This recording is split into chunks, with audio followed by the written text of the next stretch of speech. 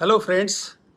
तो आज मैंने ये सोचा कि क्यों नहीं आज जो एक often one of the most discussed topic है कि आज लोगों को लाइफस्टाइल डिजीजेस क्यों हो रही हैं। पहले के लोग क्यों इतना बीमार नहीं पड़ते थे, आजकल के लोग क्यों इतना बीमार पड़ रहे हैं, क्यों डायबिटीज हो रही है, क्यों बीपी की समस्या लोगों को हो जा रही है, क्यों कैंसर इतना बढ़ रहा है, क्यों ओबेसिटी की समस्याएं आज बढ़ गई हैं। और हमने सोचा कि इसका समाधान क्या है। क्या हम लोग इसको हम मेडिसिन से ठीक कर सकते हैं, या इनको हम किस तरीके से अपने लाइफस्टाइल में चेंजेस लाकर इसको ठीक कर सकते थे। तो इसके बारे में हमने सोचा कि एक टॉक किया जाए, और इसीलिए आज आप लोग के सामने मैं उपस्थित हूँ। एक समय में पहले महामारी से लोगों की मृत्यु हुआ करती थी। गांव के गांव साफ हो जाया करते थे, हैजा की वजह से, कलरा की वजह से, प्लेग की वजह से, चेचक की वजह से। लेकिन जैसे जैसे साइंस ने तरक्की किया, नए नए मेडिसिन आए, नए नए रिसर्च हुए, तो हम हमारे जितने भी साइंटिस्ट थे या डॉक्टर्स थे, इन लोगों ने इन चीज़ों पे विजय प्राप्त किया। और आज आप देखिएगा कि इन महामारी का कहीं कोई नामो निशान नहीं है। अब जो पीरियड है, ये पीरियड जो है ये लाइफस्टाइल डिजीज का पीरियड है। और ये लाइफस्टाइल डिजीज जो है ये आपको आश्चर्य होगा कि ये साइंटिफिक इन्वेंशंस की वजह वजह से ही आई है। बिकॉज जिन कामों को हम फिजिकल लेबर के थ्रू किया करते थे, वो हमारे डोर स्टेप पे, हमारे हाथों में, मोबाइल के थ्रू, टीवी के थ्रू और हमारी सुविधाओं के थ्रू हमारे ड्राइंग रूम में पहुंच गया है, हमारे बेडरूम में पहुंच गया है। तो हमारी फिजिकल लेबर काफी कम हो गई है। ये बीमारियां क्यों होती हैं, लाइफस्टाइल डिजीजेज, जैसे आज जो भी है, डायबिटीज है, ब्लड प्रेशर है, ओबेसिटी है, कैंसर है, ये सारी लाइफस्टाइल डिजीजेज है। ये हमारी जो सही ढंग से हम लाइफ को नहीं जी रहे हैं, उसकी वजह से ये सारी बीमारियां हमें हो रही हैं। ये बीमारियां हमें क्यों हो रही हैं, अगर इसको जानना है तो हमें आज के 5,000 10,000 साल पहले जाना होगा, जब हम लोग आदि मानव के रूप में रहते थे। तो हम हमारी क्या लाइफस्टाइल हुआ करती थी, हम कैसे अपनी जिंदगी गुजर बसर किया करते थे। हम अपना खाना खाना खुद से प्रोड्यूस करते थे। हम लोग पहले या तो जानवरों के पीछे दौड़ते थे, या फिर पेड़ पे चढ़ के हम लोग फल फूल हम लोग खाते थे। अपना अनाज हम लोग खुद विकसित करते थे, खुद ग्रो करते थे। पहले ट्रांसपोर्टेशन नहीं था, तो मान लीजिए कि कहीं चावल होता था तो वो हमारे तक नहीं पहुंच पाता था, और अगर हम गेहूं उपजाते थे तो वो दूसरी जगह नहीं पहुंच पाता था। तो लोकलाइज था खाना पीना। इसीलिए आप देखिएगा जितने समंदर के किनारे लोग रहते हैं, वो मछली ज्यादा खाते हैं, यू नो। और जितने भी, जैसे हमारे इंडिया में बोलते हैं ना, काउ बेल्ट, राजस्थान, मध्य प्रदेश, उत्तर प्रदेश, ये सभी को काउ बेल्ट बोलते हैं। तो काउ बेल्ट क्यों बोलते हैं? क्योंकि ये बीचों बीच थे, जमीन के भूभाग के, समुंदर से दूर थे ये एरिया।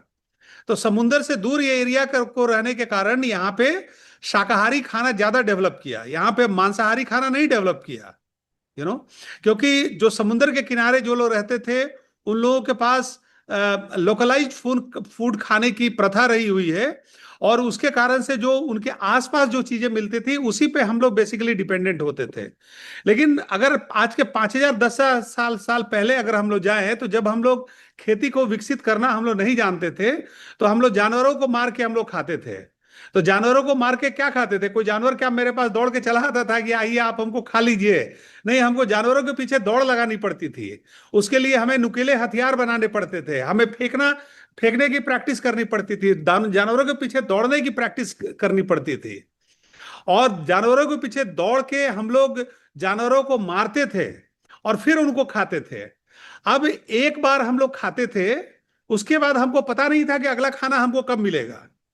आज जब साइंस डेवलप कर गया है, आज गैस के चूल्हे आ गए हैं।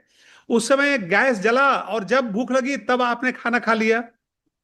तो हमारे बॉडी को, हमारे पैंक्रियाज को रेगुलर ईटिंग की हैबिट नहीं है।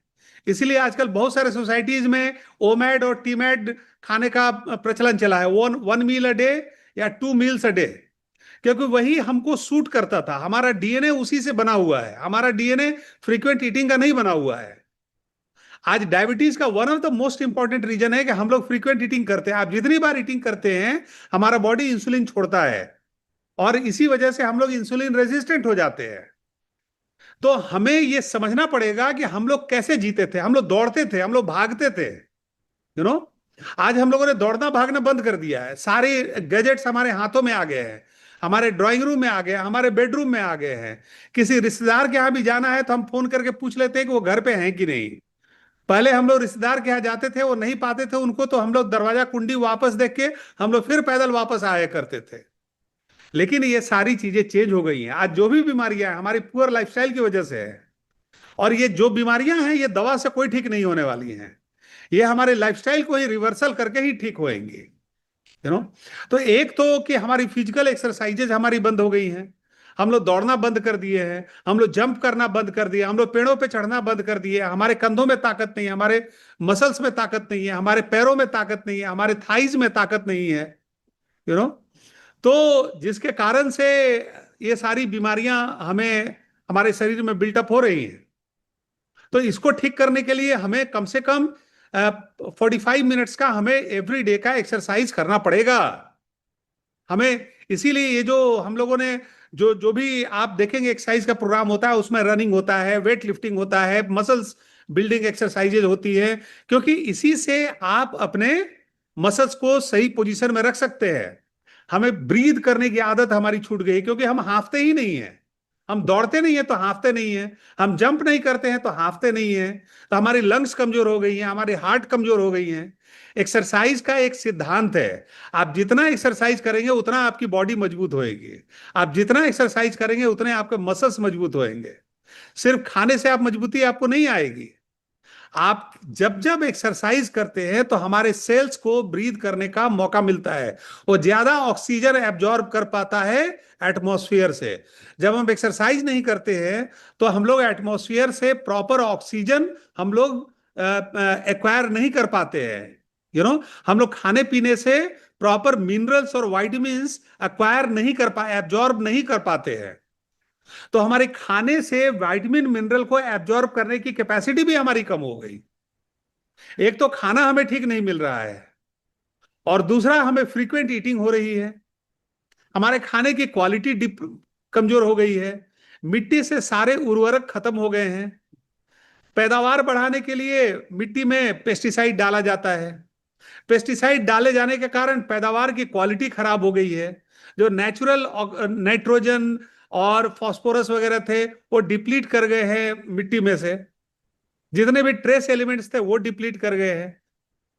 तो आज पैदावार तो हो रही है, लेकिन पैदावार में वो शक्ति नहीं है, वो ताकत नहीं है। तो हमें इसीलिए आज डिपेंडेंट रहना पड़ रहा है सप्लीमेंट्स पे। सप्लीमेंट्स लेना कोई जरूरी नहीं है, बशर्ते कि हमें हमारी मिट्टी से प्रॉपर न्यूट्रिशन हमें मिल सके। लेकिन मिट्टी से हमें तो प्रॉपर न्यूट्रिशन मिल नहीं रही है। लेकिन हमारे शरीर को तो जरूरत है, हमारे आंखों को देखना है, हमारे पैरों को चलना है, हमारे हार्ट को पंप करना है, हमारे लंग्स को एक्सरसाइज करना है, हमारे ब्लड को फ्लो करना है, हमारे मसल्स को ताकत चाहिए। इसीलिए आज हमें विटामिन मिनरल की जरूरत पड़ रही है। विटामिन मिनरल चूंकि हमारी बॉडी अब प्रॉपर वे में एब्जॉर्ब नहीं कर पाती है। यू नो आज हम लोग जैसे एटमॉस्फेयर में रह रहे हैं तो इतना पॉल्यूशन बढ़ गया है।